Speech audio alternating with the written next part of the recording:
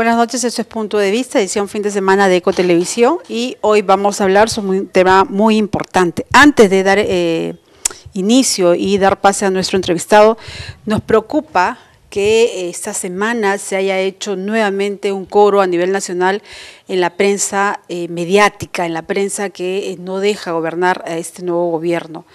El caso de la ministra Aída García Naranjo, ministra de la Mujer. Se ha destapado después de 16 años una situación de que ella estaría implicada en acciones de peculado. Ella ha sido clara y contundente al precisar que fueron 2 años después que ella fue regidora, de los 4 que fue Ricardo Belmont, alcalde de la Municipalidad de Lima. ¿Por qué precisamos esto? Porque el tema de fondo no es si la ministra tiene un proceso administrativo o un proceso judicial. El tema de fondo es el gobierno, o el tema de fondo en sí es que el empresariado y la clase política dominante de este país no quiere pues dejar que las cosas se den, y como se sabe que Aída García Naranjo perteneció al Partido Socialista, que es del grupo de izquierda, entonces la lógica que se dio en la segunda vuelta es esa, o sea, dar pistas y decirle a este gobierno que no se está de acuerdo todavía con estas formas de gobernar. El tema que nos preocupa a nosotros y el por cual ponemos este antecedente es que ya salió a la opinión pública la discusión de que debiera desaparecer el Ministerio de la Mujer. Estamos hablando de un asunto mayor, estamos hablando de que en ese momento la cifra más alarmante del país es el feminicidio, o sea, cada día mueren 10 mujeres en el país. ¿Por qué? Producto del esposo, o la pareja, o el conviviente que la asesinó, que le echó agua hervida, que la quemó, que la descuartizó.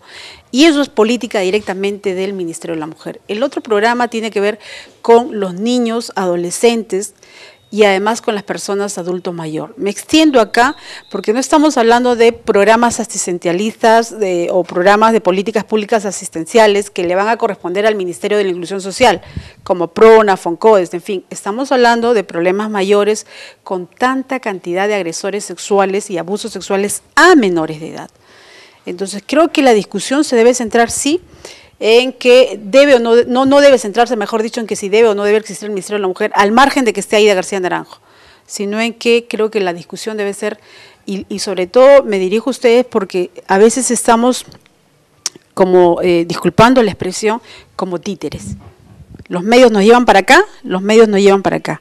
Ellos colocan la agenda, nos tuvieron 2 meses con el caso de Ciro Castillo, luego vinieron el caso de Walter Oyarse, ahora viene lo de la ministra y así, y nos tienen meciéndonos y nosotros no nos damos cuenta de ese tema, ¿no? Y eso sí es preocupante. Bien, ahora sí quiero hablar sobre un problema que también es preocupante. ¿Cuál es la situación de los institutos superiores públicos en Ica? Nos hemos encontrado con algunas situaciones que la verdad pensábamos que solo ocurrían en el sector privado.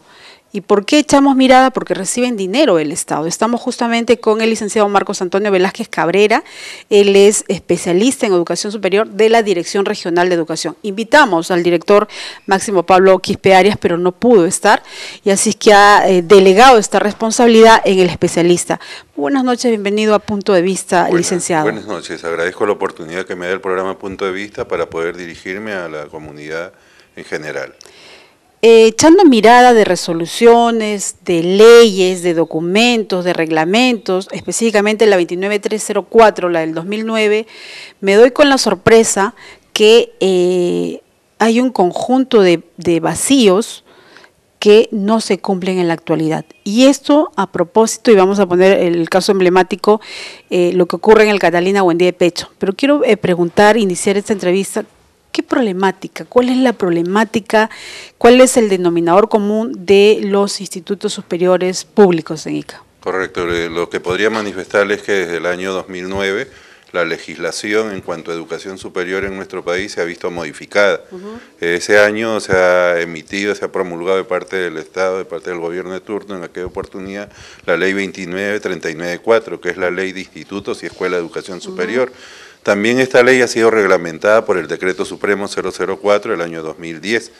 Y además han salido normas complementarias, como la Resolución Ministerial 023-2010-ED, resoluciones jefaturales de la unidad de personal del Ministerio de Educación, como la 452, donde básicamente se está entrando desde aquel año en un proceso que se le denomina de adecuación de los institutos y escuelas de educación superior a la Ley 2939-4.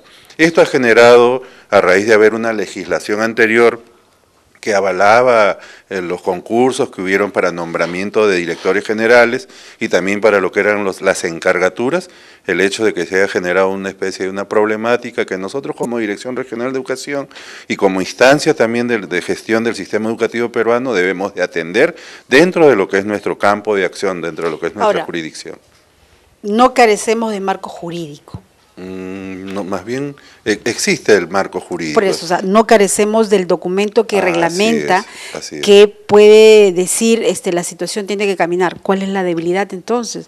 ¿Por qué tenemos directores de institutos superiores sin la especialidad adecuada? ¿Por qué no hay una evaluación cuando el reglamento dice tienen que ser evaluados cada 3 años? ¿Por qué bajo resoluciones de sentencia de que no tendrían que ser directores está esto? Ya, correcto. Como usted conoce, existe lo que en el país es la vía administrativa y la vía jurisdiccional. En realidad, nosotros como Dirección Regional de Educación somos muy respetuosos de las instancias. Y dentro de lo que la ley nos faculta, nosotros hacemos cumplir lo que la norma dice, aplicando también lo que es nuestra realidad como región ICA. Siempre dentro del contexto de la ley, dentro del margen, el espíritu de la ley. En ese sentido le quiero manifestar de que sí, la Dirección Regional de Educación cumple y ha cumplido y va a cumplir siempre con lo que ordena la ley. Por ejemplo, en la resolución ministerial 023-2010 se habla de la cuestión del tema de los directores generales, pero a nivel de la región, no solo de la región, sino de todo el país, hay directores titulares o nombrados. Y hay directores también que han estado por encargatura, o sea, encargados. ¿Qué dice la norma respecto a los directores nombrados o titulares? Que ellos deben permanecer en el cargo mientras se promulgue la ley de carrera pública de docentes de educación superior, cosa que hasta el momento no sucede. El último borrador, es de agosto del año pasado y el Ministerio de Educación lo iba a trasladar al Congreso de aquel momento para que a nivel de la Comisión de Educación pudiera aprobarse ahí y luego llevarla al Pleno. Cosa pero que no ha prosperado. Se quedó ahí. Ya, pero la ley plantea en ese intermedio que mientras no salga la ley de carrera, los profesores o los directores tendrían que ser nombrados. Tendrían que ser evaluados. En el caso de los encargados, sí. Se hace referencia a que los directores encargados pasan por todo un procedimiento y que nosotros hemos cumplido. Pero el caso de los nombrados, solamente la norma dice, la 023, la Dirección Regional de Educación emitirá la resolución directoral regional para el director titular para que permanezca en el cargo mientras se promulgue la ley de carrera pública de docente de educación superior y también para el caso de los jefes de las áreas, en este caso académicas, en los institutos tecnológicos. ¿Está cumpliendo eso es lo que hemos respetado, pero eso también le soy bien sincero, el caso nos ha generado, Catalina, exactamente, por ejemplo, el director en este caso, ahí se cumple, el profesor José Augusto Calderón García, él es director nombrado. Él se nombró en el año 98, posteriormente se hizo cargo mediante concurso también de la dirección de la UGEL, ICA, pero luego de eso él renunció a la UGEL y nuevamente se le dio una resolución para que retornara al Instituto Catalina. Yo le digo... ¿Por qué si ya había renunciado? No, el cargo del director en este caso... Porque él pidió, digamos, una especie de licencia para ser director de la UGEL. De la UGEL. Y luego a su retorno, la misma norma decía, la resolución que le evacúa la Dirección Regional con las autoridades de aquel entonces, decían, y en los numerales está, que él podrá volver, licenciado, y por eso se analiza y se le da el puesto. A mí lo que me preocupa es, yo he leído el file solo del Instituto Catalina, ¿no? Correcto. He leído el de Chincha también, estuve en Chincha un poco conversando con los docentes y me decían, cuando yo escuchaba hablar a la gente de Chincha, decía, es lo mismo del Catalina, ¿no? O sea, profesor o director sin evaluación. Usted ahora dice, bueno, es que él es nombrado. En el Catalina. En el Catalina. Sí. Pero la ley, el reglamento establece que tendría que ser también evaluado cada 3 años, tendría que haber un corte, cosa que este director no lo ha tenido. Ha hecho convenio con el instituto, con la Universidad Las Peruanas. Un convenio que no favorece al instituto. y que cede la infraestructura y cede el laboratorio bajo el pretexto, decían algunos representantes del sindicato a quien entrevistamos la semana pasada, que estarían, digamos, favoreciendo a determinados profesores para que den clase. Punto aparte. Pero tiene 4 resoluciones. Me voy a remontar solo a las de este año. Agosto del 2011, septiembre del 2011. Una, por haber gastado más de 5.000 soles en comprar galletas para la banda municipal sin sustento, y otras por gastar más de 61.000 soles en fotocopias. Y uno se pregunta, ¿por qué no se compra una máquina, le paga un personal, en vez de gastar más de 61.000, en no tampoco sustentado? Y la resolución es clarísima.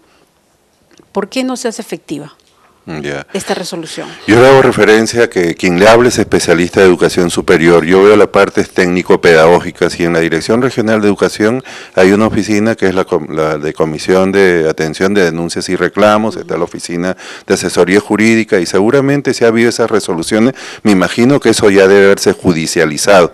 Y en realidad yo no me podría pronunciar en ese sentido. Usted sabe que hay un principio de que toda persona es inocente mientras no se demuestre lo contrario. Nosotros no podemos adelantar juicios sobre situaciones que a veces, con toda la libertad que se respeta, porque tenemos libertad de expresión, de opinión, y la Constitución lo contempla, es un derecho humano de la persona. Que pero estoy hablando de resoluciones emitidas de la DREI. Exactamente. Como le digo, cuando llegan expedientes a la Dirección Regional de Educación, eso se deriva a las oficinas correspondientes.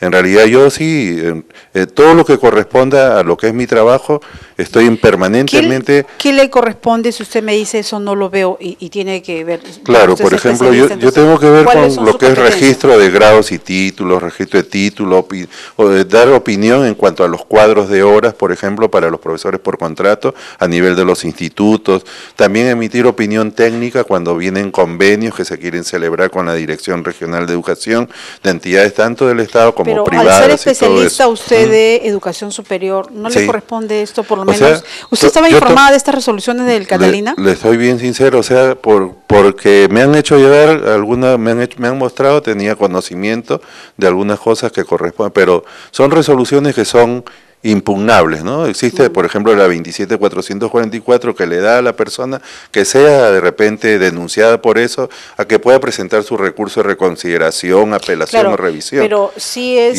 preocupante, no le llama la atención, no le llama la atención usted siendo especialista.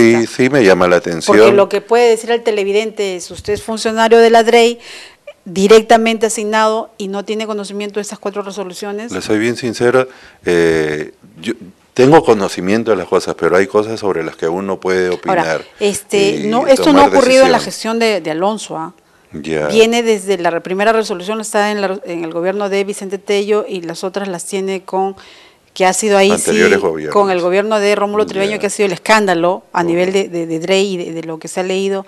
Pero ahora, ¿cuál es la salida? Me indican que tenemos un minuto y piquito para terminar. ¿Cuál es la propuesta? ¿Cómo hacer que la ley 293904 realmente responda y que la gente sienta que en los institutos y las escuelas públicas no hay pues el festín que hay en las privadas, y además la calidad de la enseñanza sea la adecuada? Le soy bien sincero que la Dirección Regional de Educación, a través de la Dirección de Gestión Pedagógica, la Unidad de Educación Superior, trata de hacer las cosas como corresponde. También, por ejemplo, hay cosas muy positivas, como por ejemplo el proceso de reasignación de profesores, que ellos hace más de 10, 12 años, los de Educación Superior me refiero, no podían reasignarse y se atendió. Pero realmente es que pongamos todo de nuestra parte, ¿no? El sindicato, las instituciones, nosotros como instancia de gestión, y todo lo que esté dentro de la ley, dentro del marco de la ley, se respetará. Y eso sí, le soy bien sincero, trato de ser lo más justo posible y siempre coordinando con todas las instancias, con mis jefes inmediatos. ¿Ha habido diálogo con el sindicato? Sí, señorita, en todo momento, y seguramente si usted le consultara a ellos le van a responder. Eso sí, yo, como le digo, como seres humanos no somos perfectos, pueden haber errores, pero que todo está caminando, en el caso de quien le habla, para lo que es darle a cada quien lo que le corresponde, se está haciendo. Gracias. Muy bien, muchísimas gracias. Fue el licenciado Marco Antonio Velázquez Cabrera, especialista en educación superior. Nosotros desde el punto de vista vamos a insistir para tener al profesor Pablo Máximo Arias aquí en Punto de Vista. Nos vamos a la pausa comercial y regresamos. Esto es Ecotelevisión.